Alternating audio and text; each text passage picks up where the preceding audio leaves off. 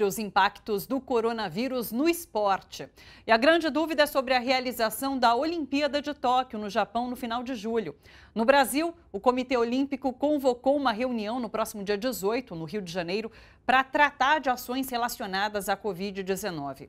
A entidade já decidiu que não enviará representantes para a visita de inspeção ao Japão, que seria realizada de 15 a 22 de março. Essa semana, o presidente dos Estados Unidos, Donald Trump, disse que autoridades deveriam considerar adiar os Jogos Olímpicos em um ano por conta da pandemia do coronavírus. Sobre os impactos da Covid-19 nos esportes, a gente conversa agora com o Juca Kfouri. Oi, Juca, tudo bom? Tudo bem, Thalita, e você? Tudo certo também. Juca, qual a sua opinião sobre isso? Você concorda que em adiar, de fato, os Jogos Olímpicos? O que impede esse adiamento? Veja bem, Thalita, eu estou naquela linha da prudência sem pânico, não é? Acho que qualquer medida que seja prudente é uma medida adequada.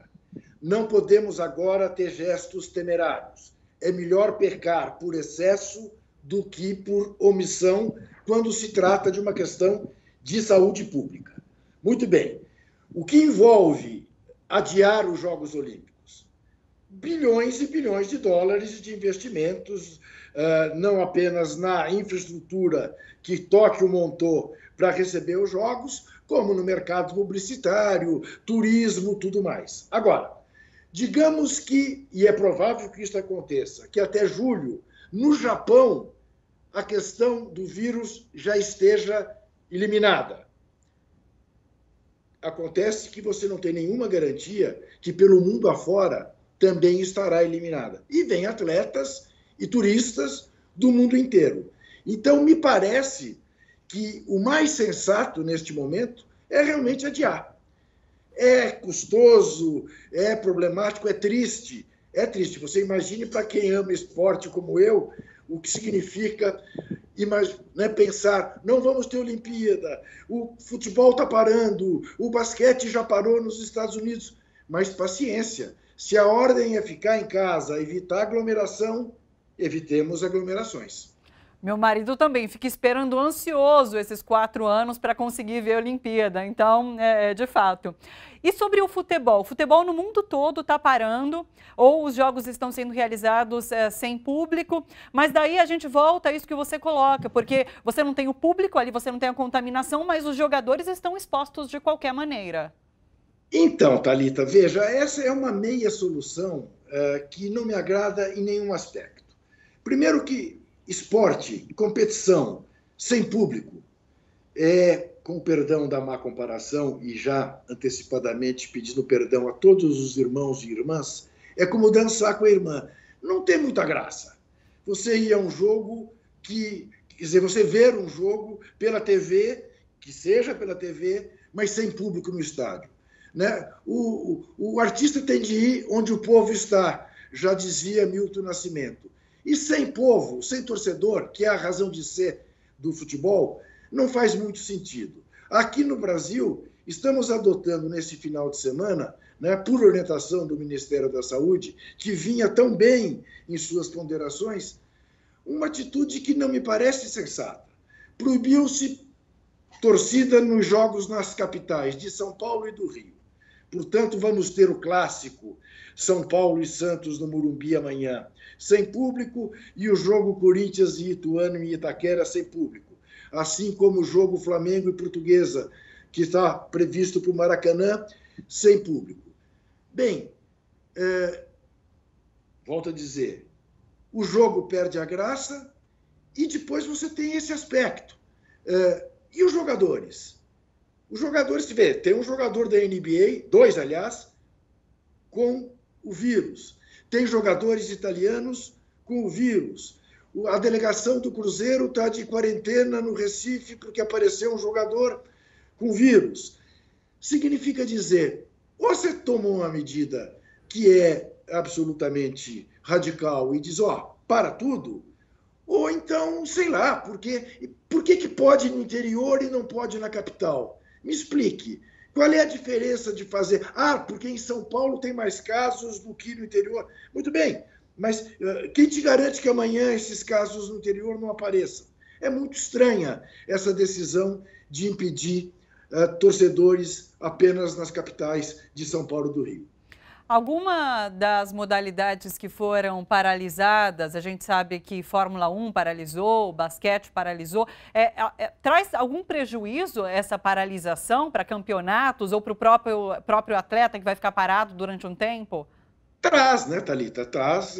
Você não pode afastar até a hipótese de alguns campeonatos não terem fim.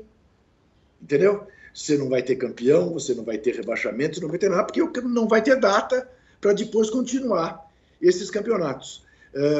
É claro que se o surto se resolver mais rapidamente do que se imagina, há paliativos.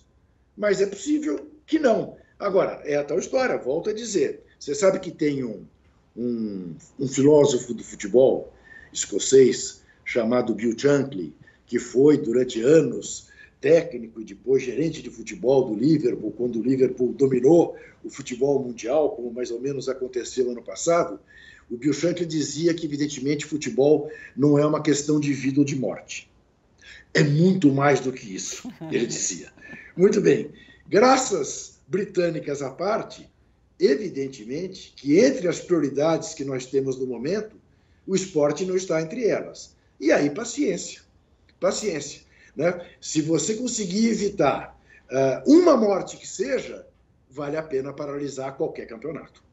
Juca, se me permite mudar rapidinho de pauta para encerrar, a gente ainda vai falar, explicar direitinho o que está acontecendo para você que nos acompanha, mas está rolando uma polêmica em relação a Jair Bolsonaro ter declarado pelo Twitter que não está com coronavírus. No entanto, Eduardo Bolsonaro teria dito à imprensa internacional, um pouco antes, que um teste tinha dado positivo e depois ele negou essa informação. Como que você viu isso que está acontecendo? Bom, são dois aspectos que eu acho que chamam a atenção. Primeiro, essa tática, né, que tem sido usada pelo gabinete do ódio de disseminar uma informação fake e depois acusar a mídia de ter disseminado a informação fake. A segunda questão, Thalita, e eu digo a quem nos vê que entre nesses sítios que eu vou citar para comprovar o que eu estou dizendo. Se você entrar na página do G1, se você entrar na primeira página do UOL, se você entrar na primeira página do Estadão, então eu estou falando para você, Grupo Globo, Grupo Folha, Grupo Estado de São Paulo, você terá como manchete: Bolsonaro diz que seu teste deu negativo. Ninguém mancheteia: teste de Bolsonaro deu negativo. Por que será? Isso demonstra claramente como a credibilidade desse cidadão que nos infelicita lá em Brasília está baixa.